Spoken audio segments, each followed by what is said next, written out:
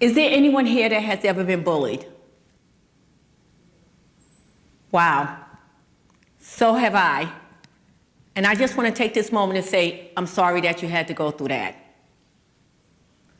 Did you know that bullying is more than just a personal tragedy? It's a global crisis with profound implications for both individuals and businesses. Apakah ada di sini yang pernah mengalami perundungan? Wah, saya juga pernah. Dan saya ingin memanfaatkan momen ini untuk mengatakan bahwa saya menyesal Anda harus melalui hal itu. Tahukah Anda bahwa perundungan bukan sekedar tragedi pribadi? Ini adalah krisis global dengan dampak yang mendalam bagi individu dan juga dunia bisnis. Did you also know that more people call out of work because of bullying, which stems from childhood? It costs companies billions of dollars each year in lost productivities and employee turnover.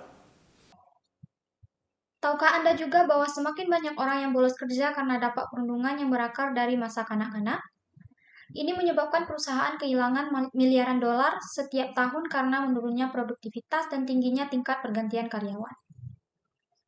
A 2023 report by the Workplace Bullying Institute found that bullying-related turnovers alone in the United States cost companies over $18 billion annually. And this is just one country. Sebuah laporan dari tahun 2023 dari Workplace Bullying Institute menemukan bahwa hanya dari pergantian karyawan yang berkaitan dengan perundungan di Amerika Serikat, perusahaan kehilangan lebih dari 18 miliar dolar setiap tahunnya. Dan itu baru dari satu negara. Have you ever experienced a moment in your life that defined your entire school experience? A moment that etched itself into your memory, shaping who you are and who you would become. Pernahkah Anda mengalami momen dalam hidup Anda yang menentukan seluruh pengalaman sekolah Anda? Sebuah momen yang terpatri dalam ingatan Anda, membentuk siapa diri Anda dan siapa Anda di masa depan? Picture a skinny black girl with thick glasses, eagerly stepping into middle school, a world of excitement and anticipation. That girl was me. Bayangkan seorang gadis kulit hitam kurus dengan kacamata tebal, dengan antusias melangkah ke sekolah menengah pertama, sebuah dunia yang penuh dengan kegembiraan dan harapan. Gadis itu adalah saya. I dreamt of reuniting with old friends, navigating new hallways, and embracing the possibilities of a fresh start. But unfortunately, reality was far from my dreams. Saya bermimpi bertemu kembali dengan teman-teman lama, menjelajahi lorong-lorong baru, dan menyambut peluang untuk memulai lembaran baru. Namun sayangnya, kenyataan jauh dari yang saya impikan. Each day brought new torments as classmates marked my appearance and whispered cruel names behind my back. Grandma Dynamite, they called me, in reference to a cartoon character. The laughter echoed in my ears, drowning out any hopes of belonging. Setiap hari membawa siksaan baru saat teman-teman sekelas mengejek penampilan saya dan berbisik nama-nama kejam di belakang saya. Mereka memanggil saya nenek dinamik, mengacu pada karakter kartun. Tawa mereka terus terngiang di telinga saya, menenggelamkan harapan saya untuk diterima. Studies show that childhood bullying can lead to anxiety, depression, and low self-esteem. A 2013 study in JAMA Psychiatry showed that individuals who are bullied in childhood are significantly more likely to suffer from mental health issues as adults. Penelitian menunjukkan bahwa perundungan di masa kanak-kanak dapat menyebabkan kecemasan, depresi, dan harga diri yang rendah. Sebuah studi tahun 2013 di JAMA Psychiatry menunjukkan bahwa individu yang dibully saat kecil secara signifikan lebih mungkin mengalami masalah kesehatan mental saat dewasa. These effects can persist into adulthood, affecting education, relationship, and employment, ultimately impacting the economy on a global scale. Efek ini dapat bertahan hingga dewasa, mempengaruhi pendidikan, hubungan sosial, dan pekerjaan, yang pada akhirnya berdampak pada ekonomi dalam skala global. So anyway, there I was, Grandma Dynamite, in the depths of despair, until I found the lifeline, my mother. She was my rock. She stood by my side, offering words of encouragement and a shoulder to cry on. With her support, I discovered a strength I never knew I possessed. Begitulah saya, nenek dinamit. Dalam keputusasaan yang dalam, hingga saya menemukan penyelamat saya, yaitu ibu saya. Dia adalah batu karang saya. Dia selalu berada di sisi saya, memberikan kata-kata penyemangat dan kekuatan yang tidak pernah saya sadari saya miliki. Unfortunately, she passed away when I was just 15, but she instilled in me to no longer accept the role of a victim. Sayangnya, dia meninggal ketika saya baru berusia 15 tahun, tetapi dia telah menanamkan dalam diri saya untuk tidak lagi menerima peran sebagai korban. Therefore, I made a choice to rise above the cruelty and regain my dignity using the affirmation she had taught me. We hear about them all the time. Karena itu, saya memutuskan untuk bangkit melampaui kekejaman dan mendapatkan kembali martabat saya dengan menggunakan afirmasi yang diajarkan kepada saya. Kita sering mendengar tentang afirmasi ini.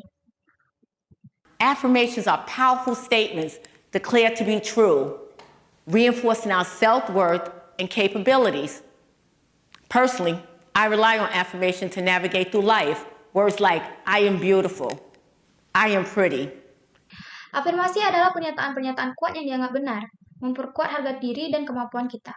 Secara pribadi, saya mengandalkan afirmasi untuk menjalani hidup dengan kata-kata seperti, saya cantik, saya menarik. God made no mistakes when He created me. I am smart and I am unique have been my anchors. Tuhan tidak pernah membuat kesalahan saat menciptakan saya. Saya pintar dan saya unik. Kata-kata itu menjadi jangkar saya. Now, every morning I wake up to Good Morning Gorgeous by Mary J. Blige, setting a positive tone for my day. Sekarang, setiap pagi saya bangun dengan lagu Good Morning Gorgeous oleh Mary J. Blige, menetapkan suasana positif untuk hari saya. Research in social cognitive and affective neuroscience support this practice, showing that self-affirmation activate brain regions tied to self-processing and rewards, helping to manage stress and improve problem-solving skills. Penelitian dalam bidang sosial, kognitif, dan neuroscience efektif mendukung praktik ini, menunjukkan bahwa afirmasi diri mengaktifkan bagian otak yang terkait dengan pemrosesan diri dan sistem penghargaan, membantu mengelola stres dan meningkatkan kemampuan memecahkan masalah. These activation buffers against negative experiences, promoting a positive self-view. It's not just narrative or unscientific as it may seem. Aktivasi ini menjadi pelindung terhadap pengalaman negatif, mendorong pengalaman diri yang positif. Jadi, ini bukan hanya cerita atas sesuatu yang tidak ilmiah seperti yang mungkin terdengar. Self-affirmation can counteract against the impact of bullying. A study in child development by Dr. Jennifer Pfeiffer in 2019 showed that bullied children who practiced affirmation had a higher well-being and a lower psychological distress. Afirmasi diri dapat melawan dampak perundungan. Sebuah studi dalam Child Development oleh Dr. Jennifer Pfeiffer pada tahun 2019 menunjukkan bahwa anak-anak yang dibully dan mempraktikkan afirmasi memiliki kesejahteraan yang lebih baik dan tingkat gangguan psikologis yang lebih rendah. This highlights affirmation as a powerful tool to rebuild self-worth and promote mental health. Ini menegaskan bahwa afirmasi adalah alat yang kuat untuk membangun kembali harga diri dan mempromosikan kesehatan mental. But it's not just about an individual. The ripple effect of bullying can extend into the workplace where unresolved childhood trauma can manifest into lower productivity, higher absences, and even a toxic workplace environment. Namun, ini bukan hanya tentang individu. Efek perundungan juga bisa merambat ke tempat kerja, di mana trauma masa kecil yang belum terselesaikan dapat muncul dalam bentuk produktivitas yang rendah, tingkat ketidakhadiran yang tinggi, dan bahkan lingkungan kerja yang toksik. How many of us work in a toxic environment? Companies have its responsibilities, not just to their employees, but to their bottom line to address bullying at its roots. Berapa banyak dari kita yang bekerja di lingkungan yang toksik? Perusahaan memiliki tanggung jawab bukan hanya kepada karyawan mereka, tapi juga terhadap keuntungan mereka sendiri untuk menangani perundungan sejak akar permasalahannya. Imagine the impact if businesses worldwide took a stand against bullying, not just for moral issues, but as a strategic investment. Bayangkan dampaknya jika bisnis di seluruh dunia mengambil sikap melawan perundungan, bukan hanya karena alasan moral, tapi juga sebagai investasi strategis. We've all faced moments where we felt small, outnumbered, or different. Times when others try to diminish us with their words or actions. But we can refuse to let those moments define us. Kita semua pernah menghadapi momen di mana kita merasa kecil, kalah jumlah, atau berbeda. Saat-saat ketika orang lain mencoba mengecilkan kita dengan kata-kata atau tindakan mereka, tapi kita memilih untuk tidak membiarkan momen-momen itu mendefinisikan kita. Instead of seeing our quirks and imperfections as weaknesses, we can recognize them as unique strength. Alih-alih melihat keunikan dan kekurangan kita sebagai kelemahan, kita bisa mengenalnya sebagai kekuatan yang unik. And each time we do, we take the power away from those who try to bring us down. Dan setiap kali kita melakukannya, kita mengambil kembali kekuatan dari mereka yang mencoba menjatuhkan kita. Businesses can play a key role in promoting anti-bullying efforts in schools, which can help reduce the long-term effects of bullying that can carry into adulthood and ultimately workplace productivity. Bisnis dapat memainkan peran penting dalam mempromosikan upaya anti perundungan di sekolah, yang dapat membantu mengurangi efek jangka panjang dari perundungan yang dapat terbawa hingga masa dewasa dan pada akhirnya mempengaruhi produktivitas di tempat kerja. Here are some actions they can take. They can join forces with schools by sponsoring anti-bullying programs and campaigns. They can advocate to legislators for stronger anti-bullying policies. Berikut adalah beberapa tindakan yang dapat mereka ambil. Mereka dapat bekerja sama dengan sekolah dengan mensponsori program dan kampanye anti perundungan. Mereka dapat mendorong legislator untuk menetapkan kebijakan anti perundungan yang lebih kuat. They can teach one another how to be kind and respectful to all. Mereka dapat mengajarkan satu sama lain untuk menjadi orang yang baik dan menghormati semua orang. So I urge you, whether you're a business leader, educator, or parent, stand up against bullying, support those in need, and never underestimate the effects of bullying nor the power of resilience and positive affirmation. Jadi saya mengajak Anda, baik Anda seorang pemimpin bisnis, pendidik, atau orang tua, berdirilah melawan perundungan. Dukung mereka yang membutuhkan, dan jangan pernah meremehkan dampak perundungan maupun kekuatan dari ketahanan dan afirmasi positif.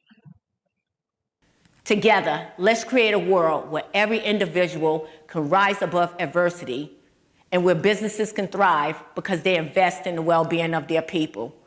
Mari bersama-sama ciptakan dunia di mana setiap individu dapat bangkit melawan kesulitan dan di mana bisnis dapat berkembang karena mereka berinvestasi dalam kesejahteraan orang-orang mereka.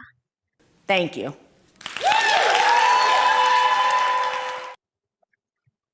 Terima kasih.